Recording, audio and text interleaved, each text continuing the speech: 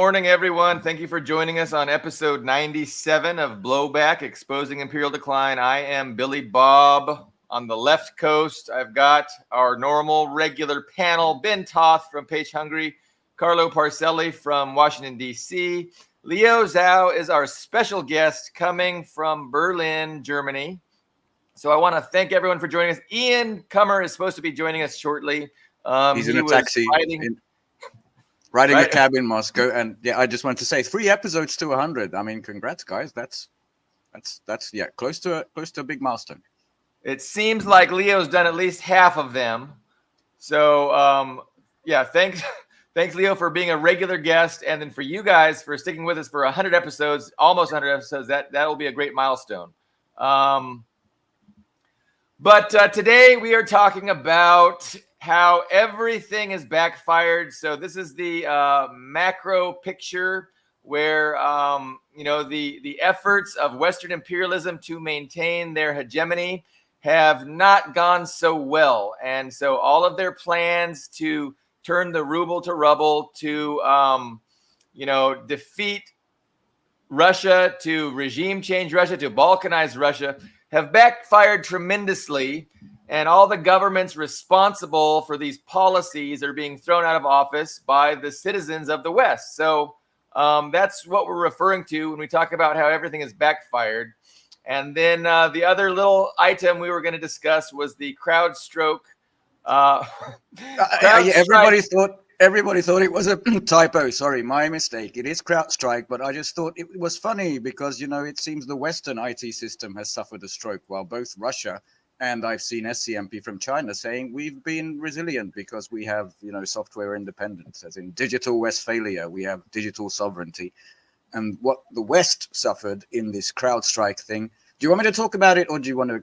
Well, I was just going to say it's not a typo. It is a play on words. So CrowdStrike caused a collective stroke, in the West. Like Ben was saying, 1,400 flights got canceled. It was a glitch within the Western infrastructure IT network, and it did cause a lot of problems. And it was related to CrowdStrike's security update. But yeah, like Ben was saying, it didn't really affect China too much. It was mostly affecting the West. But so I was just laying out. Go ahead, sir. Go ahead. Also, if you're watching on just a consumer PC, you're likely not affected because CrowdStrike is mostly, corporate, as in enterprise level cloud IT security platform, which had a brand new update this morning or something, and it caused this BSOD, the blue screen of death plague, like everywhere. Airports stunned, medicine, broadcast. I think Sky News is still offline. Companies, banking sectors have been affected, and the way out of it, it seems to be days to weeks to maybe even months, depending on the intricacy of the software environment. But yeah, I just woke up to a digital Armageddon pretty much exclusively in the West. So that's the CrowdStrike part of it. There's still headlines coming in. People stuck at airports without the ability to pay, Go ahead. Well, not being that familiar with the story and waking up to it and, you telling me about it, how likely is it that they're going to very quickly blame China or Russia for this? Or have they already started? Or have they already said that it's not China or Russia? I was looking. The French, intelligence services said it's unlikely a cyber attack. That's the one thing I found. So they haven't preemptively blamed anyone for this, although it would be convenient after we've heard that the Trump assassination plot was obviously a threat from Iran. For some fucking reason, the US intelligence services have later claimed, even though it's not related to this attack. But yeah, I wouldn't be surprised. I haven't seen anything as of this morning. So, Iran was definitely involved. They had recruited, what's that guy's name? Matthew something? That's the Crooks. Crooks. I remember the Crooks thing. His name is Crooks, right? He had 3 names. He came out with 3 names, and I forget exactly what they are. But assassin? The assassin, Matthew something Crooks, right? Right, yeah, Crooks. No, so the idea that Iran is behind that is strange. But But do we want to dwell on and focus on how everything is backfired and the way in which the Western strategy to maintain their global hegemony has backfired? I Sure, mean, we can maybe begin by making a brief list of everything that has backfired. Take it away, Leo. Russian collapse has backfired. Economic war on China has backfired. Their attempt in Syria has been backfiring. The Middle East, Israel is absolutely on its last little legs of legitimacy. There's news there too. Let me get back to that. Legitimacy in the world, in the eyes of the world. I mean, they're so desperate. They're trying Tibet again. Just made some legislation to make Tibet a independent country. How is that going to go? I mean, Tibet is prosperous, and people, for the first time in hundreds of years, are living good lives, and just to search for videos. Or Xizang, as it should be known, as the Chinese know it, I guess. It's just no longer Tibet. That's the colonial name. Add to that that Trump is alive and Biden faces a coup from the Democrats is what it looks like this morning. You're going to be forcibly COVIDed out or something. It's just many, many fronts. A lot of discussion that Biden will step down this weekend, that this is the weekend that they're going to either go with Kamala or have a process to determine who else will be on the ballot. Blue screen mayhem is a good opportunity to sneak in some news like that. You could have a point there, Ben. That could be an opportunistic pretext to do that. But my thoughts as Leo was going through this laundry list, what I was thinking is that the Western ruling class, the oligarchs, the capitalist class, the wealthy elites must understand that, all of the options that they have involve asking the citizens in the West to sacrifice, right? So they understand that there's going to be some turmoil and unhappiness with the citizenry in the West as this continues to unfold. And they understand that they have to, they're going to bring pain to the West. And so their challenge is to spin that pain and to make the West, blame Russia for it or China for it, and not blame the people that are actually causing it. And they're more than happy, right? They don't care. They don't care about causing pain and sacrifice for the West, other than they have to worry about, an uprising, right? And losing legitimacy and getting the people so angry that they demand a legitimate socialist kind of style revolution.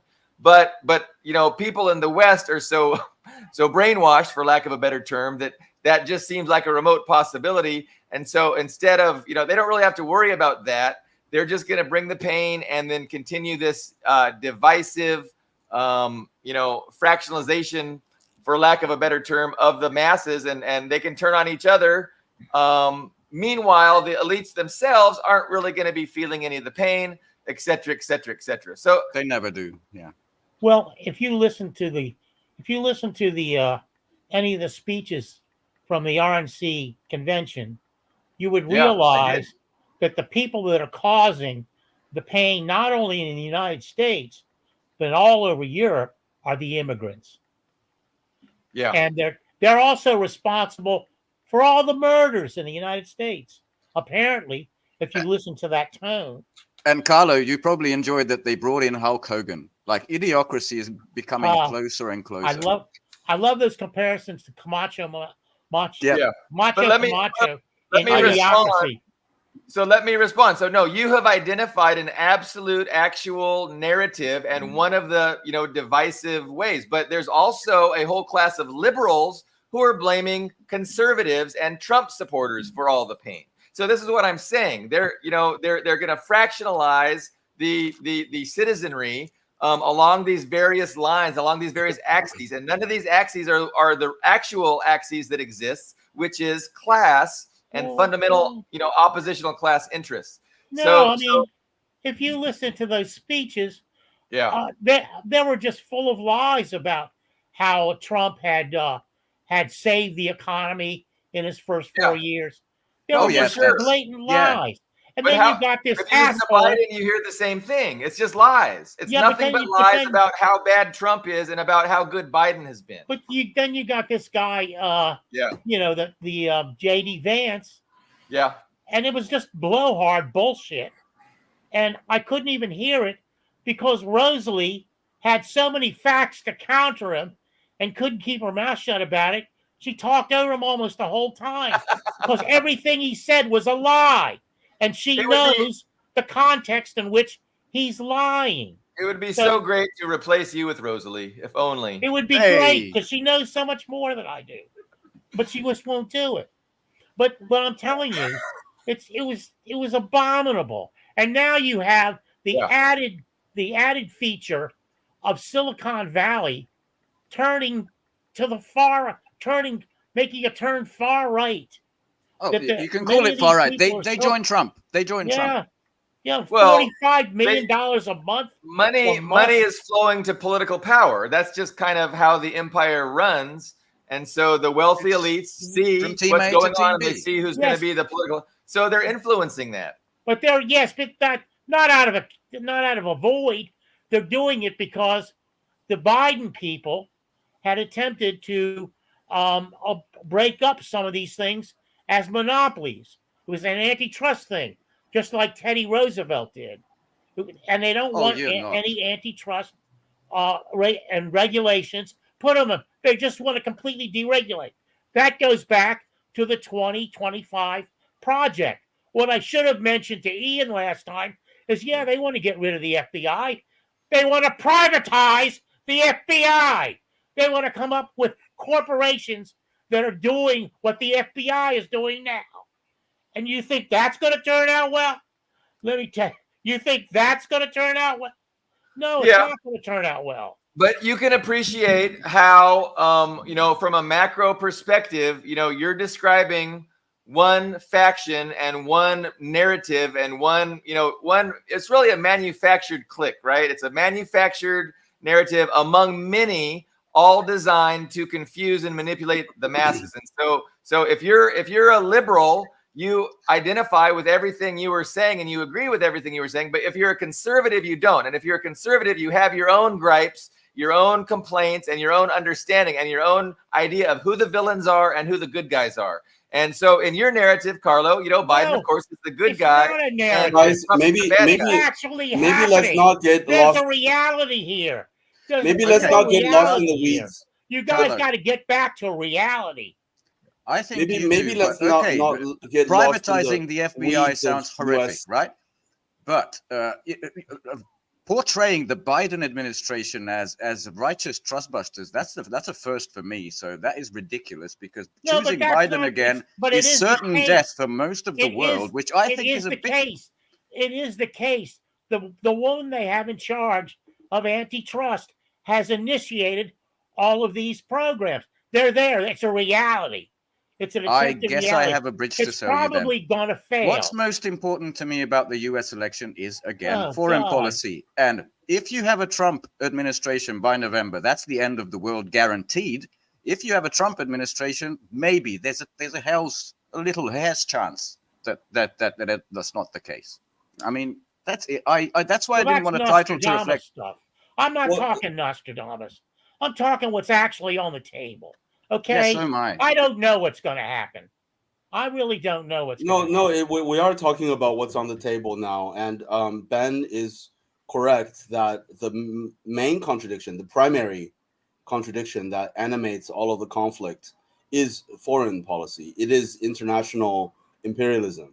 It is international domination of the U.S. hegemon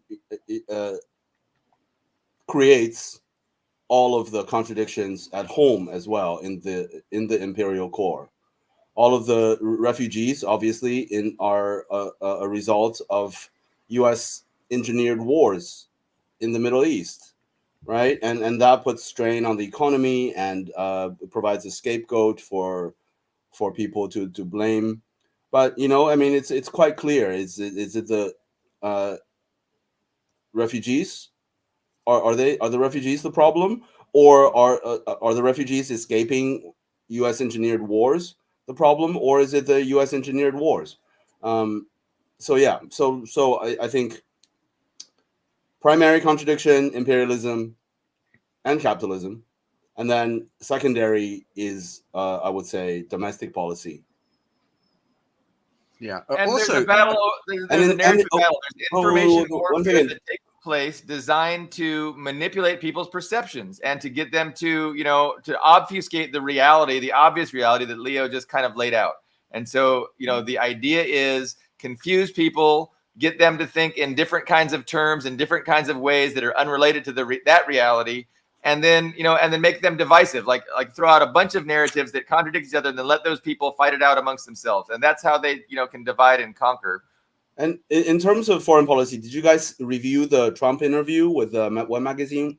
The Bloomberg, I think, and I think the one thing that stood out to me is, well, his language is simple, understandable to the people of the street. It's very approachable, accessible. But the one thing was Taiwan, which I really like, that he's a transactional guy. I don't know if he'll get to do everything that he wants, but you read probably that they should pay more for US protection because we don't get anything out of it, is his thing. Like all the advanced chips, like most of them are made there, we don't get anything out of it. And if that were his approach to most of the world, holy shit, that's why it scared the NATO puppets here in the EU to death that he picked J.D. Vance, because it's basically the same, this America first revert. Now, just a layer of economic, I would be very glad if that were possible in a US, in a world where US retreats, all the tentacles go back and focus on what's at home.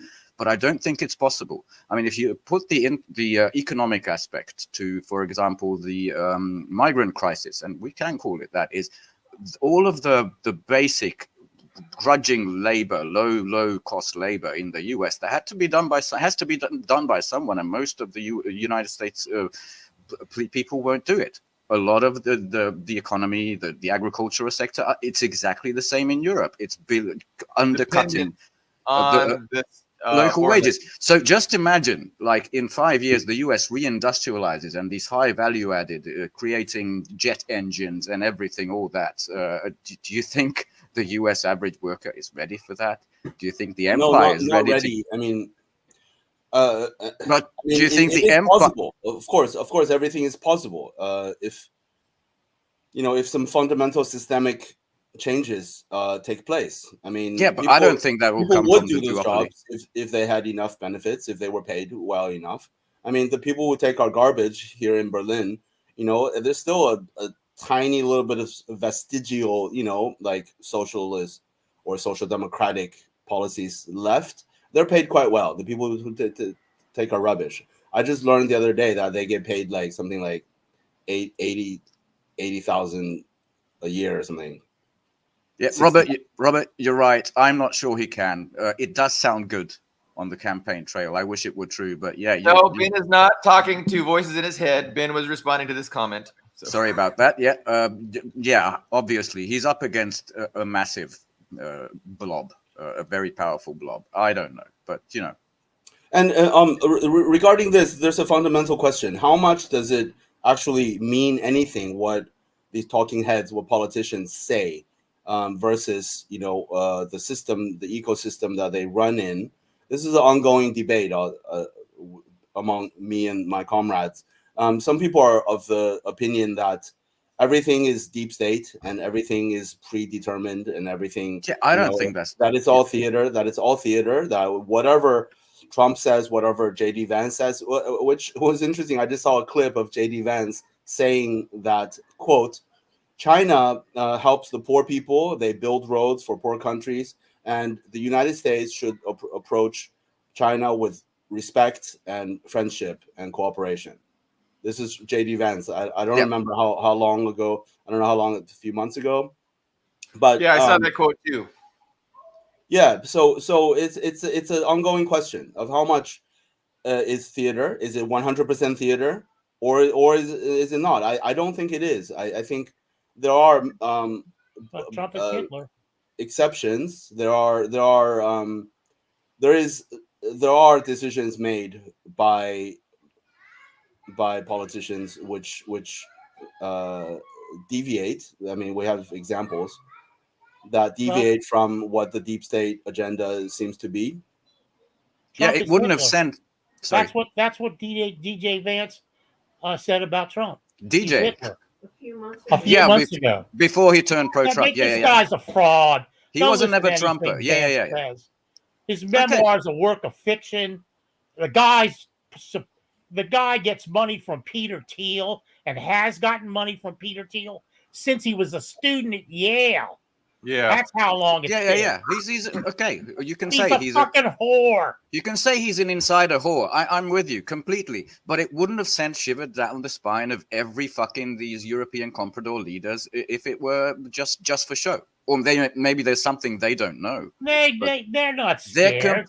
They're completely scared about I know the truth about DJ Vance. They know the truth about it's DJ Vance. still DJ, but I like DJ. So they wouldn't have said, we're going to be alone. Europe's not going to be funded. Ukraine's not going to be funded. Holy shit, we're on our own and America is unreliable. They know that's not going to happen. That's most of the headlines this week. That's not going to happen. The military-industrial complex here would never let that happen in a million years. You just lost in Ukraine. Valley. You're about to lose in Israel. Thiel and you're has saying Palantir. Thiel is the CEO of Palantir. He's not going to let that happen. Yeah, he's DJ a deep Vance state is in his creature. pocket. He owns them for the rest of his life. Well, I think Trump's election would really represent the end of the Ukraine project. Here. I mean, exactly I really how think it that too. pays out, would play out, I am not certain. But definitely, Trump threatens everything that Biden and the West has been trying to do in Ukraine for the past several years, since really the coup in 2014 on the Maidan. So I think and again, maybe there's a consensus within the Western imperialist power structure that there are no options, and so they're happy to hand it over to Trump and let Trump take all the blame for ending that project. But for whatever reason, I don't see Biden or Kamala doing ending it like Trump would. But again, I mean, let's just see how it plays out. It's a high likelihood, according to many rumongering headlines, that this weekend Biden will actually step down, and this will consolidate my victory over Ian in this argument about whether or not Biden will be on the top of the ballot. Because once Biden had that awful debate performance, we see that the entire narrative in the West changed, and everybody was, Biden can't do it, he needs to go, and it just seemed obvious that it was just a matter of time. So this weekend could be that time, but we'll see. If I'm wrong, I'm going to be shocked that if Biden ends up being on the ballot. Also there's the perspective that all of this is most of it is campaign bravado. All this talk of war, with justification for the spending, the military-industrial complex spending, the Raytheon spending, the lobbies, and as well as the Israel lobby. So of course, all of these politicians in Europe have their own careers to think about. So they are interested in kicking the can down the road and not have a embarrassment on their watch. And so there's this perspective, which is a hopeful one, that most of it is empty bravado. This talk of this NATO expansion into Asia and escalating in Eastern Europe. AI Manhattan. That's the hopeful thing, that realistically, like in terms of logistics, in terms of actual weapons and actual capacity, right? It really seems like not much is possible from the US, from the NATO camp, to actually wage a war against Russia China. I mean, the MIC is dependent on chips and processors from China. So and there's no manufacturing. There's no big industrial manufacturing. Yeah, and a lot of the rare earths, used in radar systems and all that, really, really dependent. And I just want to share something with you, because we had this, it's a creation of France, not of Europe, but the EPC, European Political Community meeting in, I think Blenheim, it sounds like a German castle somewhere in the UK.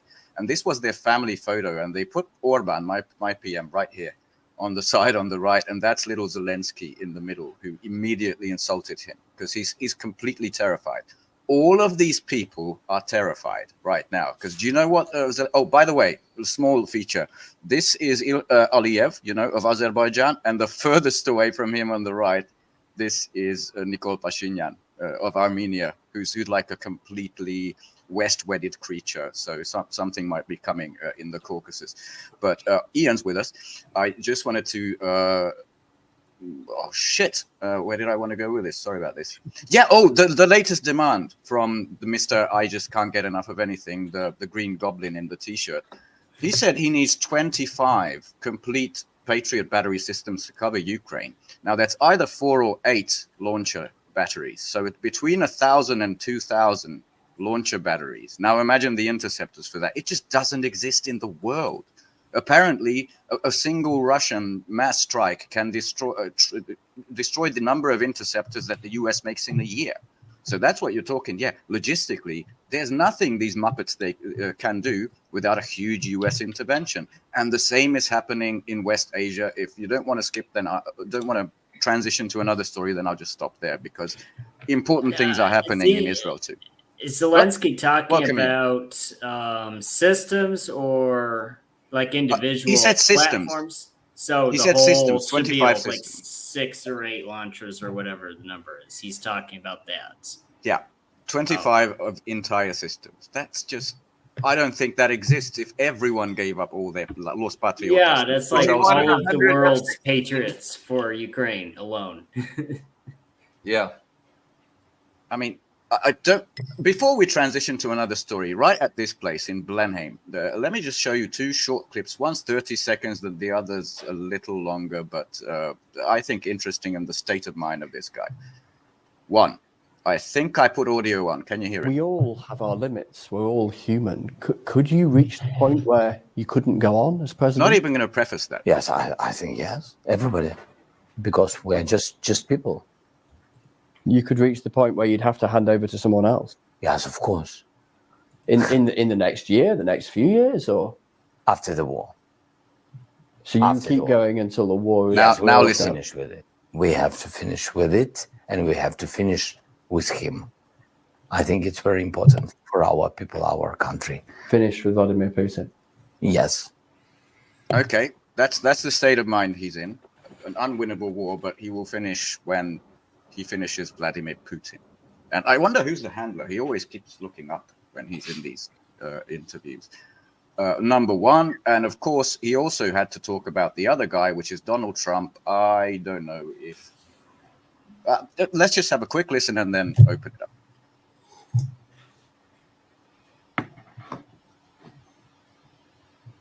What are we listening to? Can you hear? This is... No. This might be a little bit... Oh, sorry. Second part of that, a little bit more quiet, sorry. Said last year that they asked about Trump. This war could end within 24 hours if he was to meet both you and Vladimir Putin. What do you make of that?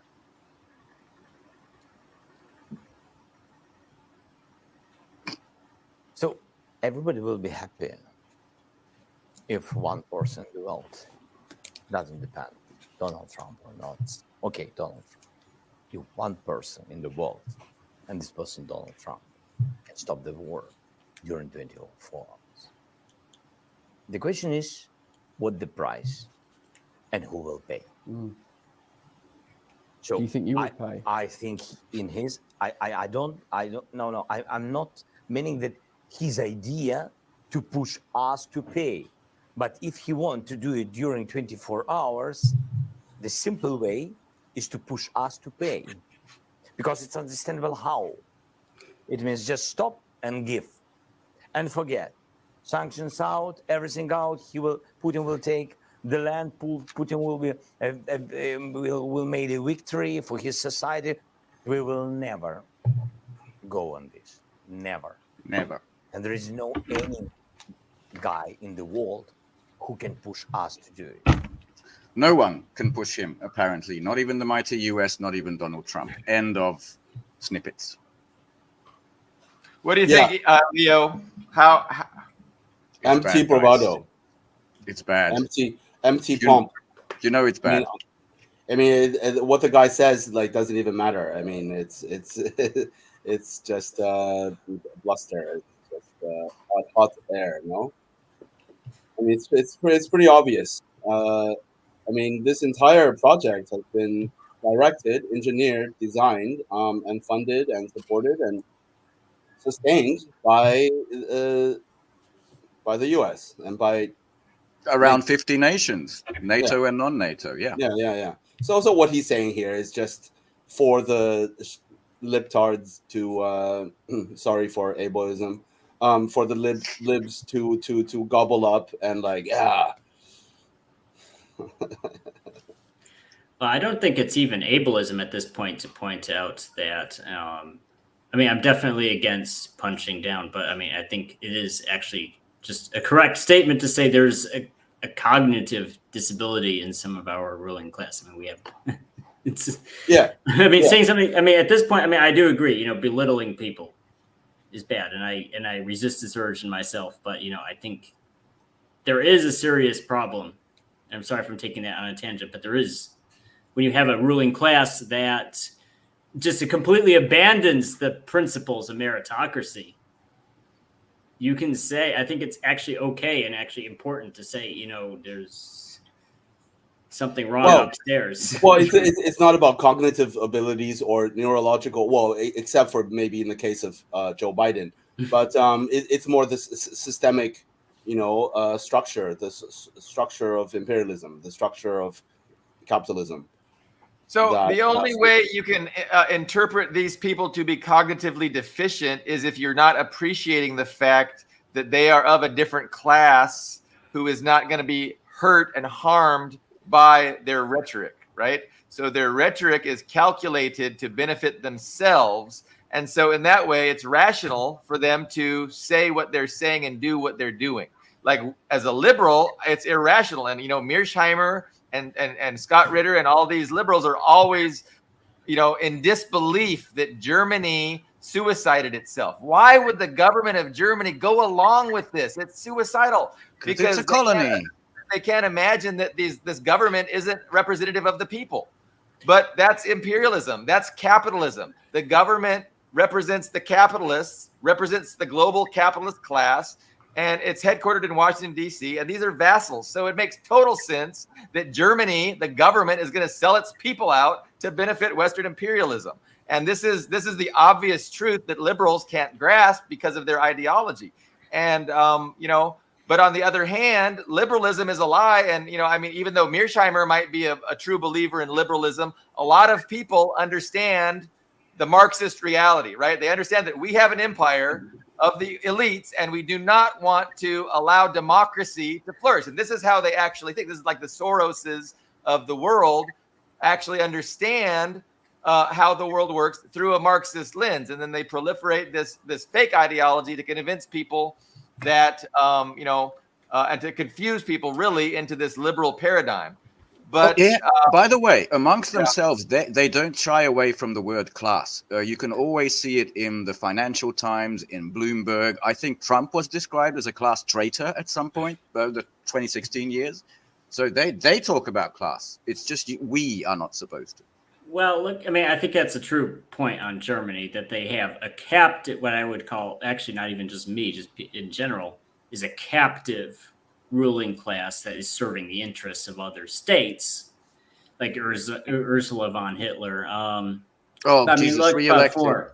She's about to defend Taiwan against China now, just so. But if you look at, like, I want to bring up the example. I mean, I almost hesitate to bring up this example because there's so many liberals who just foam at the mouth about him all day. But look at Elon Musk. I mean, he tweets like, oh, we should understand Russia's perspective and all this crap, blah, blah, blah, on Twitter all day. But at the same time, his Starlink is funded by the DOD to support Ukraine. And Ukrainians constantly shit on him, constantly. I mean, if I were Elon Musk, I would just be like, You know what? If you're going to shit on me all day, I'm just going to not help you.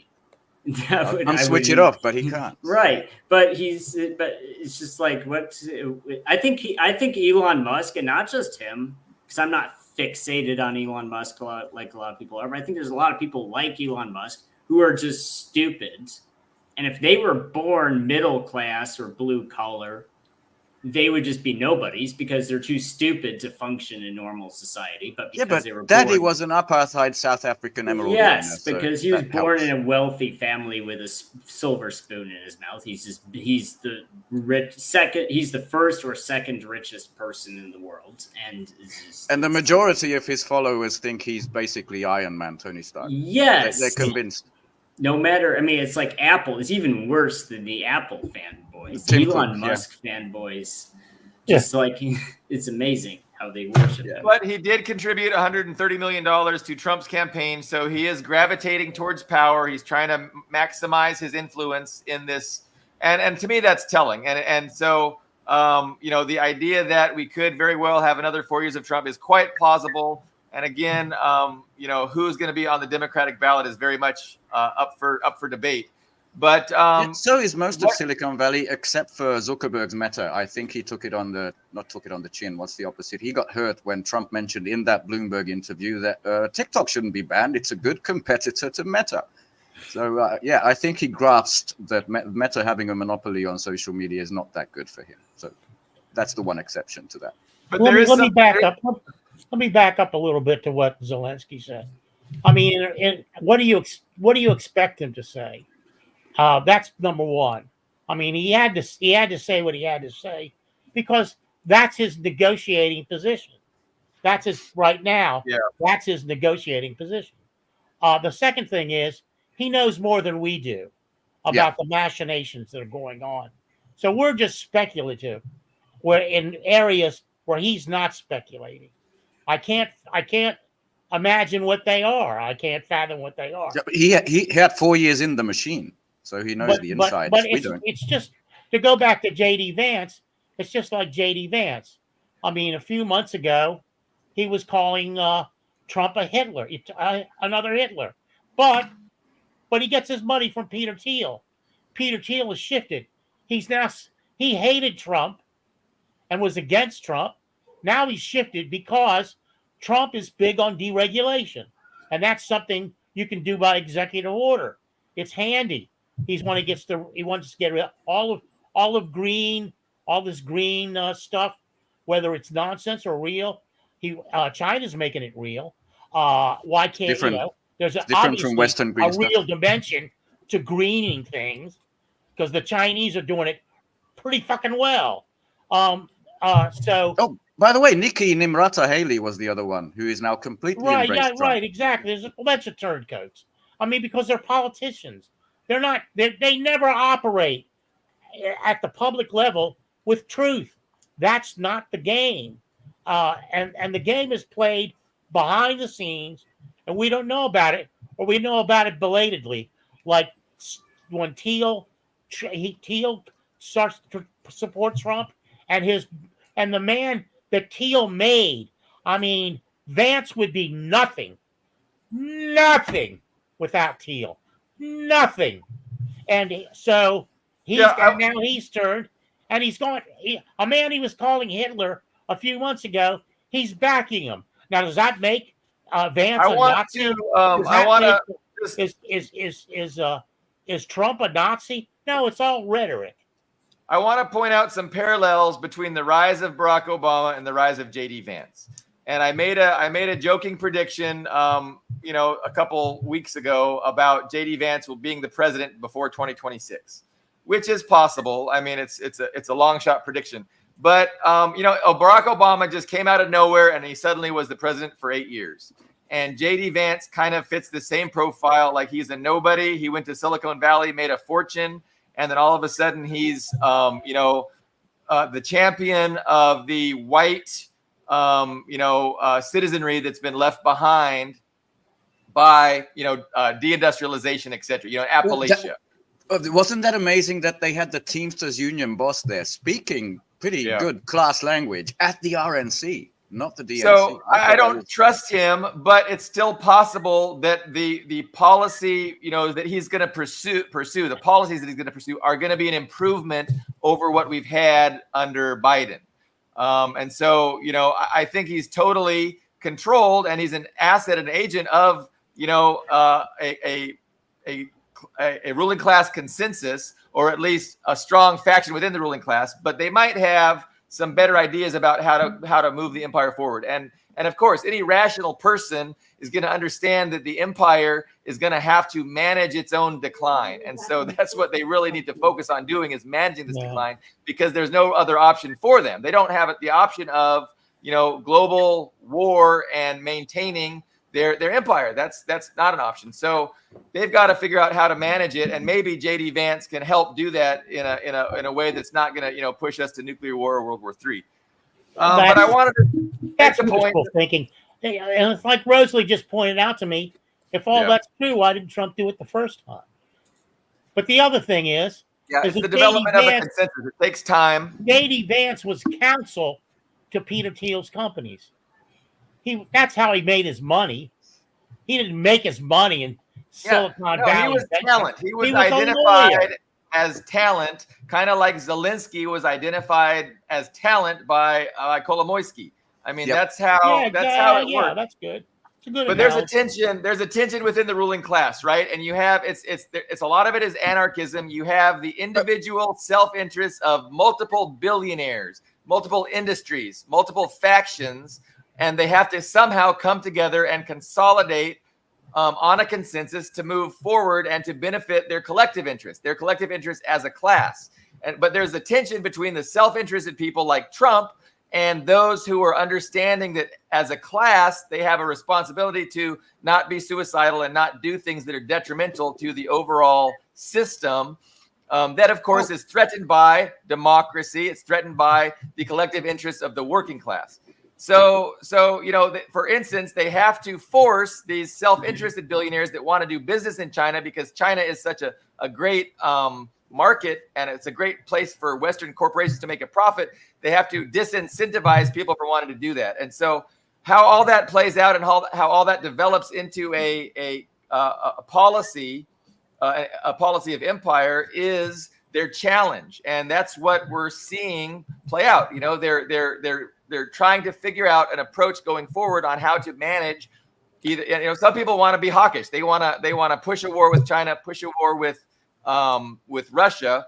But other people are realizing, that's a dead end. That's not going to serve their interest. That's not an option. And so this is playing out behind the scenes, like Carlos said, and we're not seeing it. Is anything I'm saying worthwhile? Because I could shut up. I think it is worthwhile. Do you want to go, Leo? I had some comments. No, go for it. Okay. I just wanted to welcome the Flame of Liberation in chat, and John Daly, who apparently got here via algorithm, which is rare for us. Welcome. And I wanted to say that there's these neocon idiots who are very much, again, behind Biden, unlimited war. Let's go into Taiwan. Let's attack Russia directly. Let's just bomb Iran, which right now is also the Republican part. So never mind that. But let's not forget that this whole thing is overstretched. I think even Jerome Powell said we cannot do any more fucking depth. We're in the shitter. And there was this article that the Eisenhower came home from Yemen, they experienced the worst, most intense fighting since World War II, and they were traumatized somewhat because they were not used to getting shot at. And just today, this morning, I read that apparently there was two, but I only really know the details about the first one. Yemen, who stopped the US in its tracks, sent this drone to somewhere in Tel Aviv. This attack, not directly at the embassy, but very near the US embassy in Jaffa, otherwise known as Tel Aviv, which had to travel 2,000 kilometers above the US, the British, the French Navy, the Saudi, and avoid the air defenses that Israel has. And it went all through that and hit its target. I think one person died.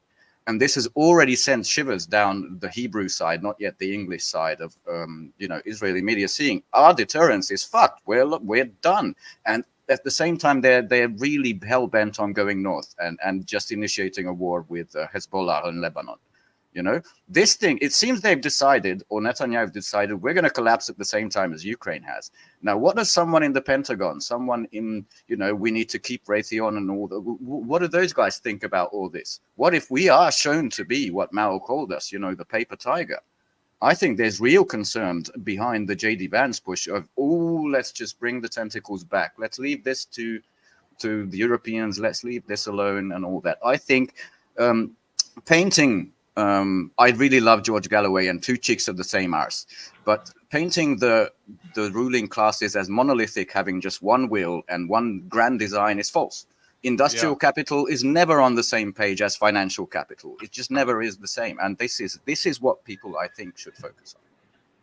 End of. So what's inevitably going to happen is after the election, you know, the power structures are going to be entrenched, and there's going to be a policy that's pursued, and then their opposition within the ruling class is going to try and oppose them, right? And that's just how we see it play out every 4 years.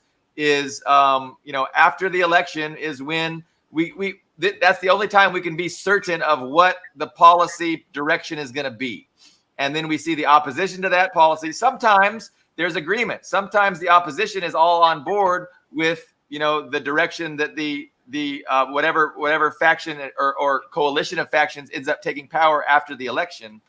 But I don't think we know. So it's possible that, you know, what they're going to do is double down in it's not the Middle East. What is it called? It's called West Asia, right? So it could be properly called West Asia. And JD Vance are going to give up on the Ukraine project and focus on the Iran project. That's a possibility. Or maybe even the China project. So we don't know. It would be nice if they just gave up all of the imperial projects, right? And, you know, made a decision to end the 800 military bases around the world and just pull back U.S. imperialism and, you know, just you know, coexistence with the rest of the world, multipolarism. But that's what needs to happen. But I don't think that's going to happen. But we won't really know for sure where they're at with their policies until after the election and they start doing whatever they're going to do. I mean, there's going to be signs, though, of what they're going to do. What do you guys think? Do you think they're going to go after Iran? Do you think they're going to push the China issue with Taiwan? It's my thinking is the crisis is so huge and deep in image, legitimacy, and also economics. Is they're going to try to do what they usually do, is lose but paint it as a win. This can be applied to Ukraine. I don't know if they can actually lose Israel, but I don't see a way of saving it at this point. You know, and there could be an event. There could be a big event that's going to change the dynamics, right? It could be a big war with Israel and Hezbollah. It could be I don't know. It could be something, but it could be a global economic collapse as well. Yeah. Based on the sanctions trajectory, you know, sanctioning everything from China, that's a big possibility. So yeah, it's very unpredictable waters what they're going to do. They're absolutely in a corner.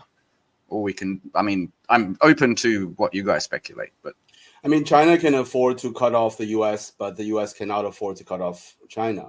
That's true. About 20% of their exports went to the U.S. in 2022 before the thing. The economic dependence and also subordination under, you know, the awesome manufacturing capacity of China.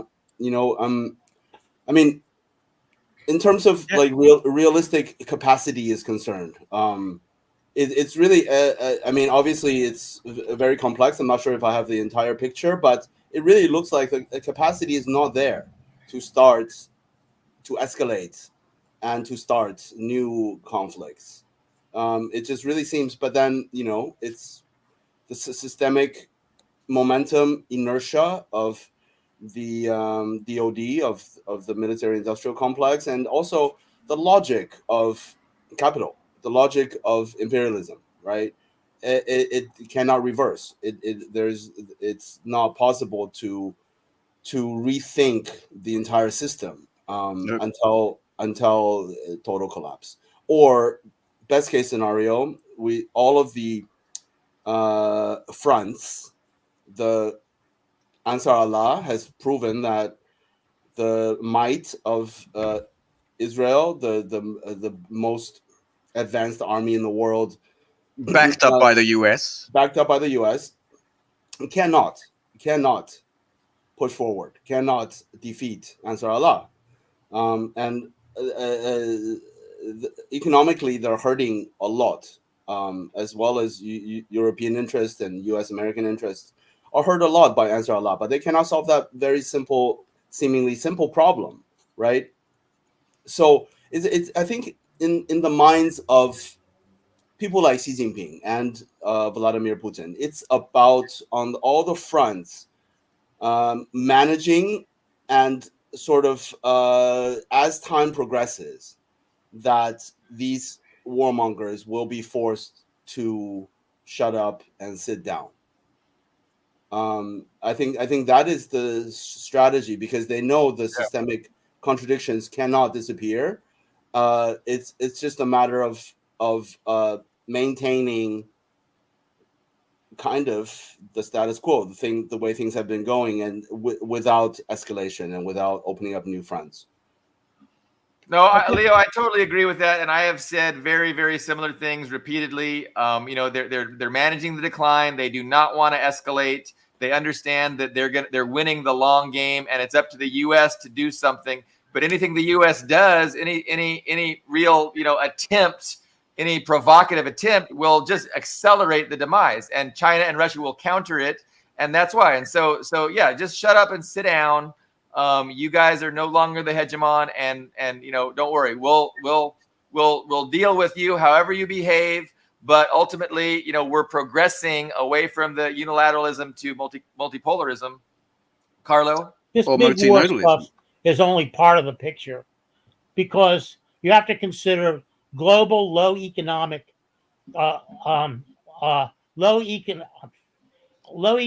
warfare. And that is, like, for example, what's happening between Niger and Benin right now. Niger had a contract to use the Chinese pipeline that Belt and Road Initiative built through Niger to Benin. Mm-hmm. And now the Chinese have been cut off from that oil by Benin because of an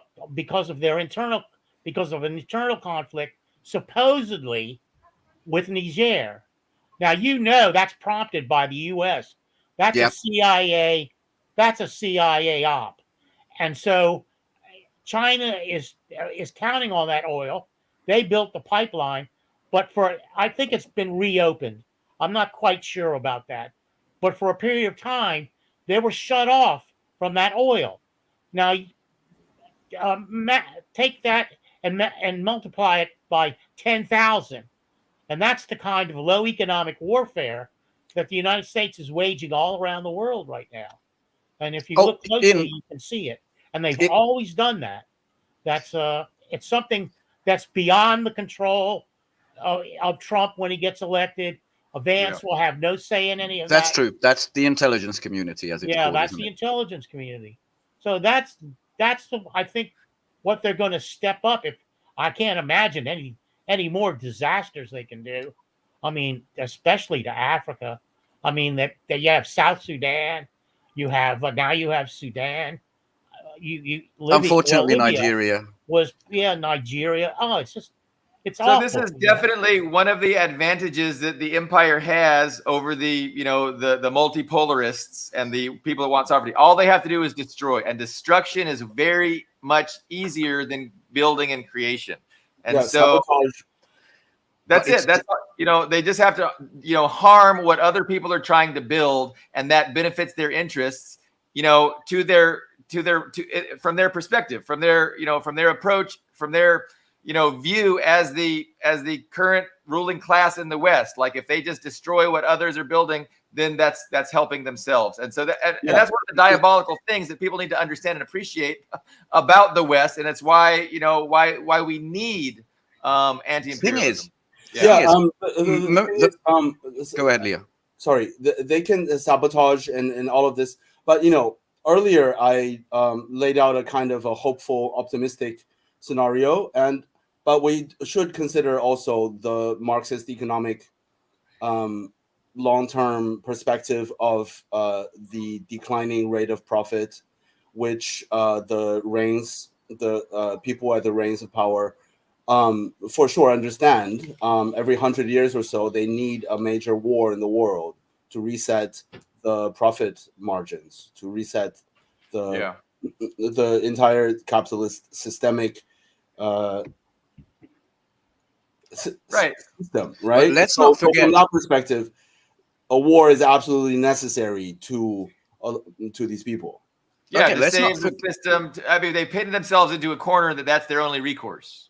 But there was a Perhaps. very forceful remark. Sergei Lavrov and Zakharova, they were both in New York at the UN, I think 2 days ago. And they said the US calculating that if there's an escalation, a huge war in Europe, that it's not going to harm the US. They are badly mistaken. That you can stay out of this one like you did the last one. You know, they already said if we burn, basically you burn. You know, kind of paraphrasing. So what they need is the world to burn, but for them to stay out of it and stay intact and come up the top dog. And I don't think they can risk the opposite. When it comes to these low-level conflicts, Carlo, you said you don't know if the pipeline thing is resolved between Benin and Niger, but maybe it is. We have well, actually, the Chinese have the legal authority. What I wanted to say is Niger is not alone, not anymore. And the same applies to, Hungary, Slovakia. We just had our own oil supply cut off by Ukraine, by the way. And, my foreign minister flew and talked to Lavrov and said, yes, we at Gazprom, and we're going to solve this thing. No, don't you worry about it 1 second. Don't you worry your crying eyes. No worries. Exactly the same. What I'm wanting to say is there's diminishing success, even in color revolutions. I know Samantha Power just said, I'm here in Armenia. Isn't it a beautiful place? Well, I don't think it didn't work in Belarus. It didn't even work in Hungary with the latest attempt. It really is. It didn't work in Georgia. Right, exactly. My phrase should have been low intensity economic warfare. True, but the playbook has been so overused, other than sabotage. Sorry. Yeah. No, I agree with all that. Yeah. So, on that point, China builds, Russia is now building, and the West destroys. This came out, I think, yesterday by John Helmer at Dances with Bears. I think it's an interesting thing that the sanctions, and this is not in the title, but it's part of the article, that Russia is undergoing this logistics cargo revolution faster than any time in history because it's the orientation from west to east and from north to south. And it also against the will of the previously entrenched oligarch class, which is very important. They always wanted this nice Western gravy trade to continue forever. It might be an interesting read. And the big news is the International North-South Trading Corridor, something like that. Russia and Iran are laying down the first pipes underneath the Caspian Sea, between them two, So that is already happening. They're not just planning and designing something on the table 5 years from now. The multinodal system may be in its infancy, but it's mostly already here. I mean, if you look at the SCO summit in Astana, Belarus joined. Next up, Kazan, maybe 2 months from now, which is the day after tomorrow in historical terms, which is the BRICS one. All of this is already here to challenge the West. All of this is already here, and we see maybe the beginning of a real pivot to the east by India, which is hugely significant, right? I think it's accurate. Someone said that Turkey and India, which direction they pivot, will decide whether empire has another year or 3 or 5 to maintain hegemony. So India's, India did not need to meet with Putin. The first flight after election. Yeah, absolutely. Did not need to, because they were going to meet at the upcoming, I think, ICO conference. So this is a huge message to the West. The Indian foreign minister of external affairs said our friendship with Russia is eternal. Basically, is eternal. It's not going to change at all. The same happened to Iran's new president, and there was a lot of Western hopes on this reformist. Nope. Yeah. And so all of these things are, yeah, if we zoom out, all of these things are just really, really closing in on making the capacity to create further chaos, like, really not possible, diminishing the possibilities. Yeah, a of tremendous major cause for disruptions. optimism. Absolutely tremendous cause for optimism on all these fronts, especially how Prosperity Guardian. Remember that plan by the West to secure the shipping lanes? I mean, what a colossal failure. Remember the rhetoric going into Prosperity Guardian? We will liberate the shipping lanes. We will ensure free trade. And man, There was a meme. Here now. There was a meme with the huge US fleet saying the Houthis fucked around and they're about to find out. Well, yeah, and now Yemen is joining BRICS. Yes, they are the high consideration. Well, for they're BRICS. way up on the list. Way. So I mean, the cause for optimism when we critically scrutinize all these different areas and flashpoints around the world are absolutely overwhelming. And we oftentimes get lost in the minutia, and we don't correctly perceive the forest because of these individual trees. So no, that's a great point, and we really need to reflect on how difficult it is and how no options are left really for the Western imperialists. But are they going to do something crazy? Are they going to escalate? Are they going to say that, yeah, this system is at its end. The only thing that we can do is a reset, which means, global war, or at least a large regional war to reset things. But, these are,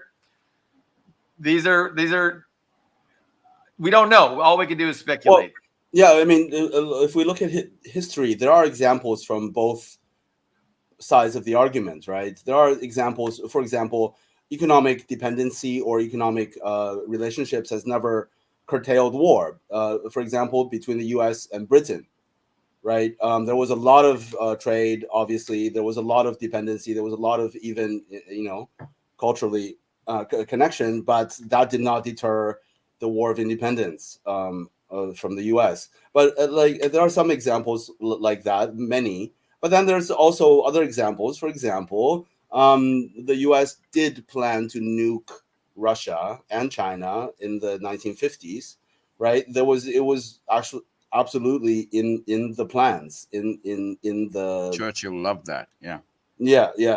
But they didn't do it because it didn't make sense. It would have been bad for them. So the Korean War, they fled with their tail behind between their legs, and they did not escalate. They just went back and continued to try to destroy North Korea through sanctions in the next decades. But also, obviously, Afghanistan, they just sort of gave up, right? I mean, people those can images, say that it was always the plan, that their objective was achieved, destabilized West Asia and blah, blah, blah. But, I don't think so. I don't think that was their plan to withdraw all of a sudden. So there are examples from both sides, I guess. Not to mention, but like after 20 years of occupation, I mean, a drinking age occupation. After that, they had to fuck off, nation building, as they said in the beginning. Yeah. And what did they build? Obviously, nothing. Nope. No. While there were 20 years in Iraq, built nothing. No benefit, nothing of benefit to the Iraqi people. Only horror. Libya has open air slave markets. Yeah. Western intervention. And then they had to steal all of Afghanistan's currency and reserve. The gold as well. They stole it. Just stole it. Yeah. They stole from Libya too. I mean, they stole gold. They had a lot of gold bullion, gold reserves. They stole. They stole Venezuela's gold that was in Egypt, in Britain, and they stole. They're going to steal Russia's, assets. Yeah, Saudi Arabia has definitively went against. Said if NATO steals the Russian assets, they are going to take the Western assets that's in Saudi Arabia. So that's a huge thing as well. And Syria is pushing to expel all of the U.S. military bases. and the sorry to jump around too much, but there's the alliance of the last colonies of France, which was just formed of all the still colonized regions under France, which is forming an alliance. So yeah, the Yeah, so capacity you know, is diminishing. just so you know, despite the warning from Saudi Arabia and basically all the Arab states that have wealth, it seems that the Europeans didn't pay attention. This is about 3 or 4 hours ago via RT that Euroclear has said, yep, the first batch of the profits have been seized and they will be sent to Ukraine. So they did it. Effects incoming. Friday, mark the date. Breaking. Jesus. Suicide is literal suicide. I think so. For the NATO countries. Like no country in the world will take them seriously or can trust them ever again. Yeah. Bye-bye, I Eurobond. think there's mixed messages coming out of the ruling class, and I think that explains that there's a debate being held right behind the scenes. They're figuring out a plan, and that's going to coalesce after the elections, after they've determined who the political puppets are going to be and who's going to own the political puppets. That's when we'll have certainty regarding the policy direction that they want to go down. But yeah, they're constrained. There's no good options. There's worse options, and then there's really bad options. So, they're just in a bind, and it's not easy running an empire. When ultimately the purpose of the empire is to benefit the interests of the minority, usually at the expense of the majority, while at the same time pretending that you're a democracy, intent on representing the people's interests. It's just untenable, and ultimately it's going to break down. And how that happens is what we're watching play out in real time. We are an hour and 7 minutes in. I know Jeff Brown in Normandy was a guest the other day, and he talked about how France is actually the biggest empire in that they still have colonies in like 14 time zones, which was we don't appreciate that. We don't think about that. We think of Russia having the most time zones as a nation, but definitely the French Empire is also in decline. I was mentioning Jeff Brown because he might join us next week, Friday, and he wants to talk about how Trump actually did plan his own fake assassination. So that should be an interesting discussion. That should be an interesting show. But he is quite persuaded that this is the case. So we're gonna discuss that. I think next Friday is the consensus that we're gonna have him back, and he's got a lot. So I want to hear him out and listen to his thing. But that's next Friday. Anyway, other thoughts? I don't want to rush us off. I want to just say that Rosalie reminded me something else that the deregulation, the regulators in Biden's cabinet, and I can't remember that it's Department of Commerce or whatever, but they also want to highly regulate AI, and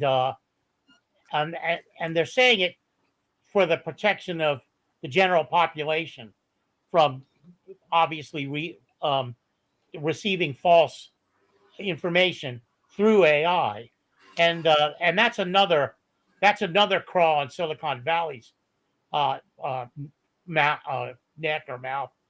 It's sticking in their craw because they're big on AI. It's a big cash cow for them, and so there is that tension, a legitimate tension between the Biden administration and AI. It doesn't listen. I hate that Biden. I despise him, and it doesn't. What I'm saying doesn't ameliorate what that idiot and his people have done in Ukraine and in Gaza, in Israel. But to understand why Trump is coming on so strong, I think it's important to understand what this nest of billionaires' interests are, to keep that in mind, and they're just the force they have, the power they have to to alter the political landscape. So And spying on us. and spying on us. The Manhattan Project for AI. Yeah, the Manhattan Project for AI, right? Can you just scoot over, Carlo, and let her talk? Yeah, just scooch over. Yeah, right. Let's have you both on screen. No, I'm her mouthpiece, man. Sorry. All right, I just wanted to. Everybody like her has to have a mouthpiece. Yeah, Microsoft. There was that funny thing about Samsung, a corporatocracy in South Korea, using their sleeper agent within the CIA to spy on the U.S. And of course, it's always their own allies and friends who are doing the espionage and spying, and not the spy balloons from their enemies. But anyway, what Carlo, like, keeps on saying, like, this leads us to like another very important question: what is the role of these right-wing populists who are who seem to be going against what the deep state wants internationally, right? I mean, these people are obviously not our friends. I don't think Orban is our friend. Ultimately, no. He's an anti-communist. He's a No, and he's my prime minister. I wouldn't call him a fucking friend or an ally.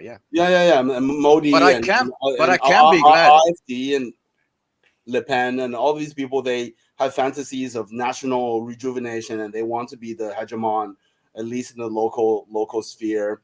But they do play a temporary, tactical, progressive role in causing at least a rift, at least causing conflict within the imperialist establishment within the West. I feel the same way about Trump. I couldn't be happier that Orban is the prime minister, even though he's basically a class enemy of mine. Right now, looking at the opposition figures, we would be in Ursula hell if were it not for him. Absolutely, I feel the same with Trump. Yeah, absolutely. I mean, what Orban did in the last couple of weeks absolutely is commendable. We should applaud. I mean, he's showing with these other EU bureaucrats to be absolute clowns, to be absolute slave clowns. Do you know, we have this new Sovereignty Protection Bureau, and it's taken effect on the media. And the media landscape has changed so much that if you ask an average Hungarian at the pub, what is Orban doing with this peace mission? You get the answer is, he's trying to save these stupid Europeans from a fight they can't win. If you ask a stupid German, you'll probably get, oh, he's in Putin's pocket and he's trying to save Putin, right? That's how much we've diverged just by having information sovereignty. So there's a huge difference it can make. Just want to add that anecdote. It's a true one. It sounds like something similar to what Georgia was doing, right? So Georgia was putting the kibosh on the NGO's ability to, just proliferate the airwaves with false narratives. So that's good. I mean, the information war is perhaps the most important struggle in the struggle against imperialism, in the class war, etc. And it's like the liberals always pretend that there's no such thing as the class war, and it's just democracy. People vote for capitalism, man. Capitalism isn't coercive. It's the socialists that are authoritarian and coercive. And they don't have any concept of the information war and how, it's so effective at, they're really much better at it and more advanced at it. The capitalists are with their, their propaganda and their control over the media sphere. And Putin's acknowledged it, right? Putin says we can't compete. We can't compete with that. All we have is truth. And but truth is powerful in and of itself, and that's an advantage to the West, or to the anti-imperialist bloc. What do you think, Ian? You've been not so opinionated Ian, today. Let me bounce something off you, and then we can get a full rounded answer. But this, on the power of propaganda, this is from the official Azov Instagram translated. They're going on a tour. So apparently there's Polish, German, Dutch, Belgian, and Czech, and of course Lithuanian people who think they're freedom fighters against Russia because they're going to be telling the truth to them. And this was one of the 3rd Division's decorated members going to Auschwitz with a fucking quote of Hitler on his T-shirt. That's how powerful fucking propaganda is, that these are apparently Western Europe's freedom fighters. Well, it's the reality of it is that whatever I mean, it is like I mean, not to be hysterical here, but it is like Orwell's 1984. Whatever the party says is the truth, and doesn't matter if your own eyes and ears contradict what the party says. So, I mean, they said. I mean, remember when they said the Syrian SDF, the Syrian moderate rebels are, the good guys. They are, I mean, they said all this stuff. It didn't even matter if it made sense or not. These Syrian freedom fighters are leftists. They are LGBT and all this, every, liberal, social, identity politics buzzwords they can think of, they throw in. These people in Western Europe and the USA gobbled up every word of it. So if you say, these Azov battalion and I forget the other famous battalion. I'm drawing a blank on it. The one Idar, Kraken. There was the one that Zelensky pardoned and let out of prison right at the beginning. Right sector? No, it was a specific battalion that had a bunch of members. I can't remember. I'm drawing a blank on it. But anyways, so, you tell these far right Ukrainian guys are actually, these liberal leftist freedom fighters. Of course they believe it. And it's not even a question of if it's true or not. It's just it's social signaling. It is literally virtue signaling. It's not. So and that's why I've stopped even trying to argue with these people on the internet, because it's not even whether anti-Soviet war. I mean, it's like that. Except 6th of December, 1993. I think I read the Independence cover. Yeah. Yes.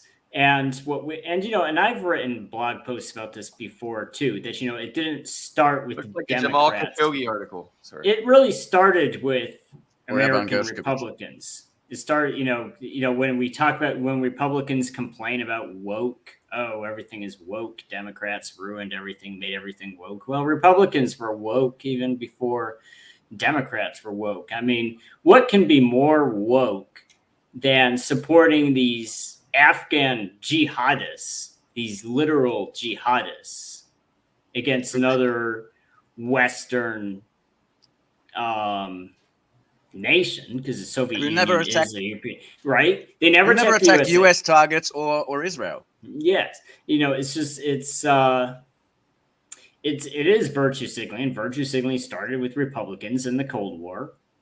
And all that's happened is Democrats became and I say this over and over again. That's why I don't sympathize, even though I repeatedly attack Biden and Democrats, and I say a lot of extremely negative things about Democrats, that does not by any stretch of the imagination mean I'm giving Republicans and conservatives in the USA a free pass. No, because all this crap started with them in the Cold War. All that happened is starting in the 1990s with Clinton. All that happened was that Clinton extended that olive branch to Wall Street and said, hey, we are willing to be that war hawk pro-business party.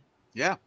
And it's just all that happened was power shifted to the Democrats, but they didn't invent those tactics. Republicans invented those woke tactics of taking the virtue signaling for these really awful groups of people around the world and pretending they're freedom fighters. That's really how when it comes to the international stage, when it comes to America's foreign policy, that's what I call woke, is saying, this horrible, that objectively this terrible group of people are actually good and we should celebrate them. That started with Republicans.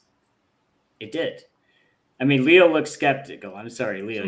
Maybe you're just thinking, but you have. No, I absolutely agree with you. It it makes me wince a little bit, these very loaded terms, because they really get like people's emotions riled up and sort of turns off their reason, faculties. But I agree with absolutely everything you're saying, and of course another example of these actors that they support, ETIM, the East Turkestan movement, right? Which was a terrorist group, considered a terrorist group by the U.S. until very recently, when it served their interest to take them off of the terrorism list. These contradictions are absolutely astounding, right? According to the liberal narrative, this is a fight for independence from the Chinese colonizers, right?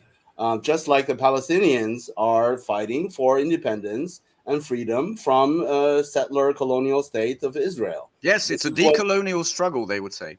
Yeah, absolutely. This is the narrative. This is how they're supposed to think of it. And of course, we have a barrage of tweets and of official statements from ETIM on their total support for Israel. Right? I mean, they're Muslims. You think that they would absolutely, of course, the fight for independence and self-determination. Of course, they're on the side of the Palestinians, right? They probably have a lot of backing, funding, and support from Zionists, though. So. Yeah, absolutely. And the recent, like the Euro Cup Turkish team thing, the guy made the Grey Wolves signal, which is banned. And of course, the Grey Wolves absolutely support ETIM. Of course, I mean the Turkish fascists support East Turkestan. Like, and to not mention ISIS and Boko Haram and all those guys, that's all the same camp. It's all supported by the U.S. to destabilize and to further their interests. So like the picture is so clear to us, and it's just a matter of time when a single straw is going to break. It's already breaking the camel's back on the narrative. Yeah, but at some point in history, I just want to show these side by side. Germany last. Yeah. Side by side, because it's just so amazing to me. That was the Osama bin Laden of 1993, and this is the Azov division of 2024. And I think they will, just as that one did, the other one might come back and bite them in the ass. And I want to bring up that it weren't the Chechens used in exactly the same way as this? Yeah, and yeah. Russia has proved to be, well, it was a bloody fight, but after that, it I was proved to just be saying immune to this. I was just saying this. It took the Mujahideen about 20 years to realize that they had been used. They had been abused and used in the U.S. war against the Soviet Union. And they did 9/11 in revenge. And the Chechens took the Chechens about 20 years after a bloody war, Yes. or you can call it an invasion from Russia, to realize that Russia is not their enemy, that it was the USA who used them and abused them to instrumentalize them against Russia. And today, of course, the Chechens are 100% diehard supporters of the Russian Federation. The volunteers in the special military operation from the Chechnyas, who are awesome fighters. Ahmad Special Forces, they laugh on the battlefield as shells are raining down. They're insane and they're epic. fucking badasses, but or insane. But it will likely take the Ukrainians about 20 years to realize that they had been instrumentalized, that they were 20 years from 2014 or 20 years from now. Used and abused, fed into the meat grinder for U.S. hegemonic interests. So yeah. Oh, I don't know. I think it'll be a lot sooner than that. I think when the war is over, the Kool-Aid will wear off very quickly.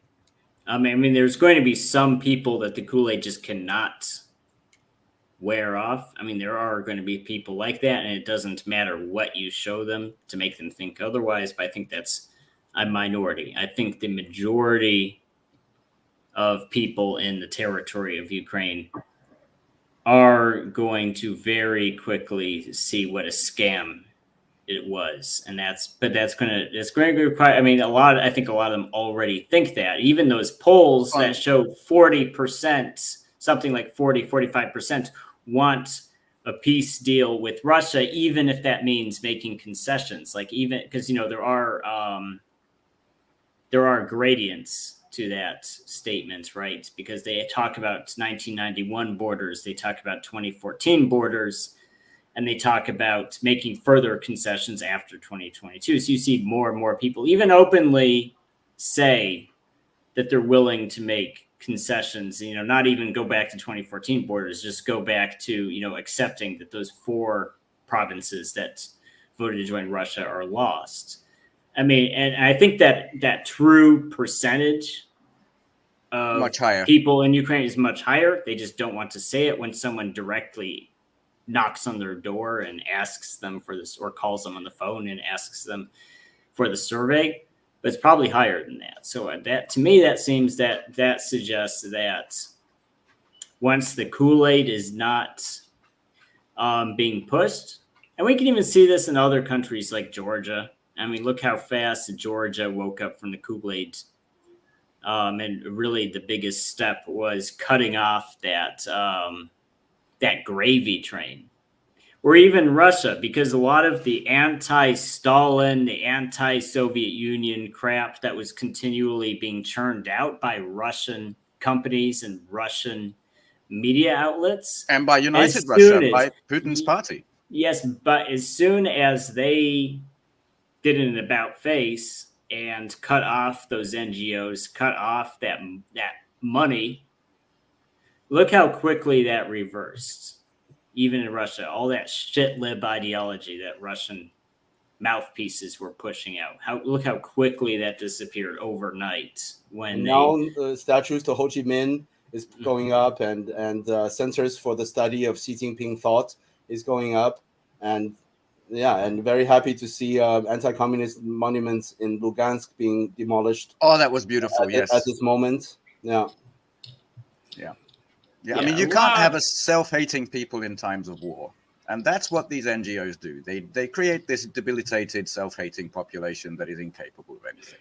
And what Leo said that has to be noticed. And what Leo said earlier about those buzzwords and those loaded, I think that is an appropriate term, these loaded terms that rile up people's emotions on both sides of the aisle. That's why it's called a polarizing issue for a reason. And I think that's the same strategy, whether it's within the USA or within Russia or any other country. That's the purpose of these issues, is to rile people up. And so the solution is really just to not even have that discussion. It's like there's no benefits. There's no benefits to these discussions. They're not even meant to have I mean, it's one thing. I mean, it's completely, I'm not saying it's bad to have dialogues about transgressions, historical transgressions. I'm not saying that at all. You know, you should, regardless of what country or nation of people you are, you should have these discussions about slavery, about imperialism, about genocides that have happened in your people's histories. It's completely beneficial. It's actually beneficial to have, and not just censor it and just say, you know, those things never happened. Like Japan does now. Like they whitewashed. They just whitewashed what they did to Koreans, what they did to Chinese. They just whitewash it. And the irony here is that whitewashing happens when Japan itself is a colony. You know, it didn't happen. The whitewashing happened when Japan itself was a colony. You know, it was beneficial for that whitewashing to happen. So I'm not saying whitewashing is a good thing, but when the purpose of the dialogue is just to shame people, it's just a self-hating ritual. I mean, there's no benefit to that for people living now to say, oh, well, you know, my great-great-great-grandfathers did these bad things, and I should be ashamed and hate myself. That's not beneficial. And that's the purpose of it. And and I think the purpose of that is at best in some cases polarization, and in other cases balkanization. Like they want to balkanize China. So, you know, it's just like, oh, you know, propagandize Chinese people so China splits up, or propagandize Russians so that country splits up. If I'm making sense. I don't know if I'm making sense. Yeah, you are. But the phrase will be, you know, freedom to the Chechens, freedom to the different peoples, Yakutia, you know, independent. That's what they're going to phrase it as, yeah. And by the way, we now have a high representative for foreign policy in the EU, who is Kaja Kallas, who said that is what victory looks like over Russia, splitting it up to many small states. So we're on the path to self-destruction very fast.